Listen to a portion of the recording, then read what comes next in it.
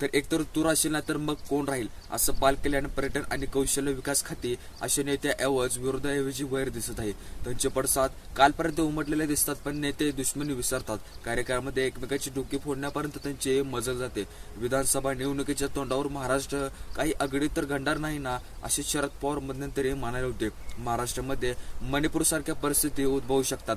सामाजिक ऐक्य राखण्यासाठी जबाबदारी सरकारची असेल असं महाराष्ट्राच्या मुद्द्यावर राज्यामध्ये स्फोटक परिस्थिती असताना पवार यांचे हे विधान अत्यंत महत्वाचे आहे. सध्याच्या जातीय ताणतणावाच्या संदर्भ त्यामागे 3 महिन्यापूर्वी आलेल्या विधानसभा निवडणुकीच्या तोंडावर पवार यांच्यासारख्या ज्येष्ठ नेत्यांनी दिलेला होता. अलर्ट खूप महत्वाचा आहे, कारण दुसरीकडे उद्धव ठाकरेंनी एकंदरीत तू राहशील नाहीतर मी राहील असं विधान देवेंद्र फडणवीस यांना उद्देशून केल्याच्या काही पुढच्या दिवसामध्ये वैयक्तिक राजकीय वैमनस्य कोणती पातळी गाठणाऱ्याचे संकेत अजून तरी मिळाले नव्हते. पण ठाकरे आणि अनिल देशमुखांच्या दाव्याच्या संदर्भ केला जातो तर हिशेब नव्याने करून काढले जात होते. बावनकुळे ठाकरेंच्या बौद्धिकी देवळखोरमे काढत असतात. मनसेच्या कार्यकर्त्यांचे अकोल्यामध्ये हानकाक जीव गेला होता. मिटकरी आणि त्यांच्या आणखी काय कोणी बडबोल्या राजकारणाशी तुफान गर्दी होत होते. अरे काय कोण रे असं उत्तर जितेंद्र आव्हाडांच्या गाडी फोडली होती. हिंदी चॅनलच्या बातमीत क्राईम रिपोर्टने एका बातमीची ऍक्शन क्राऊन क्राईम स्टोरी सांगतो असा राजकीय नेत्यांना व्हिडिओ निघत होता. पण राजकारणाची जागे राडाने घेतला. तसेच पुढच्या म्हणजे तुमच्या राजकीय लढाईमध्ये कोण राहील आणि कोण जाईल हे मंत्री, बंगले आणि AIS काळ मतदार ठरवतील. पण राजकीय एक सौंदर्याच्या उदाहरणामध्ये देशामध्ये ठेवणाऱ्या महाराष्ट्रातच की नाही सौंदर्य राहणार आहे हे नाही तर हे खरंच आहे ना. देवेंद्र फडणवीस यांना देश पातळीवर मोठी संधी मिळू नये म्हणून त्यांना अनितीने भ्रष्ट कूर कपटी ठरून त्यांची अशी संख्या कितीही कट्टर विरोधक असले तरी पूर्वी एकमेकांच्या वाढदिवसाला फोन करून त्यांनी शुभेच्छा देत होते. पण आता एका सिलेक्टिव्ह झाले होते. एकमेकांना गोत्यात आणण्यासाठी डावपेच सकाळपासून मित्रांनो रात्रीपर्यंत खेळले जात आहेत.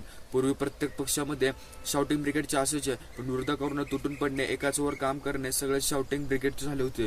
पण शांत आणि संयमी शोधावे लागतात. अंधश्रद्धेविरुद्ध लढणारे सामाजिक कार्यकर्ते आणि राजकारणाच्या नादी लागलेले होते. पण एक नवीन मानवता काड्या साऱ्या कापडीने पेटवणाऱ्या 2च प्रकारचे नेते उरले होते. या नेत्यांमध्ये विरोधाऐवज कोणी एकमेकांना गेम परसाद करतात का, खाली कार्यकर्त्यापर्यंत उमटतात तर रात्रीपर्यंत दुश्मनी विसरतात. कार्यक्रमामध्ये काहीच दुरावा नसतो आणि पुढचे 3 महिने एकमेकांची डोकी फोडण्यापर्यंत त्यांची मजल जाऊ शकते. असं एका टायोटाच्या जपानी लोकांनी मराठी समजत नाही तरी इकडे जा किंवा चिखलफेक सुरू करा ती पाहूनच आले असतात. मंत्रिमंत्रालयामध्ये येण्याप्रमाणच खूपच वाढले होते, कारण बंगल्यावरनं कामकाज चालते आणि PA आणि PS ना विचारलं होतं की साहेब मात्र मंत्रालयामध्ये काय येत नाहीत, तर ते म्हणतात की अहो मंत्रालयाच्या लोकांची गर्दी खूप असते, कामच करता येत नाही. पूर्वी मंत्रालयाचे नाव सचिवामध्ये, नंतर मंत्रालयामध्ये असं करण्यात आले होते की मंत्रीच मंत्रालयाकडे फिरकत नाहीत, बंगल्यावर बसून करतात. जे मंत्रालयामध्ये बघून बघतात ते खरे असतात, पण कारण 3 महिन्यापूर्वी निवडणूक आहे त्यामध्ये मिळते न मिळते असा विचार करत तर मंत्रालयामध्ये येत जातात. ASIच्या लॉबी शिंदे सरकारला फारसे सहकार्य मिळत नाही अशी चर्चा आहे. मंत्र्यांनी सकाळीच अधिकारी आपल्याकडे घेतलेले होते. त्यांची अस्वस्थ आहे. IAS अधिकारी सांगतात की मंत्र्यांच्या बंगल्यावरून फोन येतात. ऑपरेटर म्हणतो की एका मिनिटात साहेब बोलतायत. आम्हाला वाटतं की अर्थातच मंत्री बोलत असणार ना, व समोर मित्राच्या PSA आणि PSI OCD असे बोलत असतात. सांगितलेले काम म्हणून विचारतात आणि मंत्रालयाकडनं आपली प्रतिष्ठा सांभाळली जात असते अशी त्यांची भावना चांगली असते. पण त्यांचं काहीच होत नाही.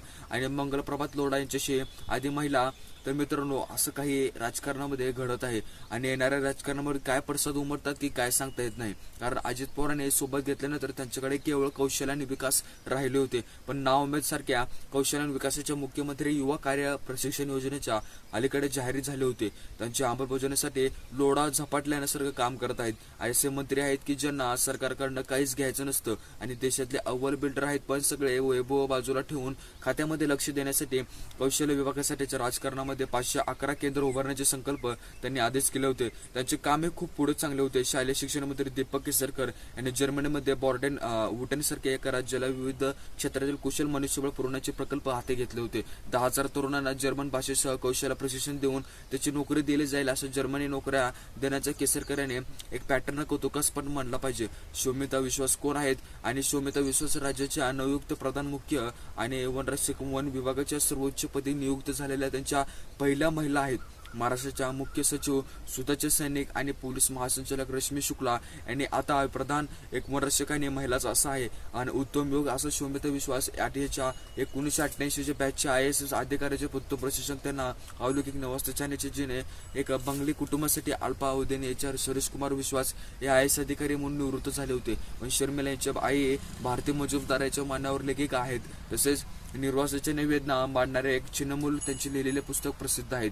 आणि व्हिडिओ कसा वाटला मित्रांनो, व्हिडिओ आवडल्यास व्हिडिओ लाईक करायला अजिबात विसरू नका. भेटूया अशा एका नवीन व्हिडिओमध्ये. तोपर्यंत बाय बाय.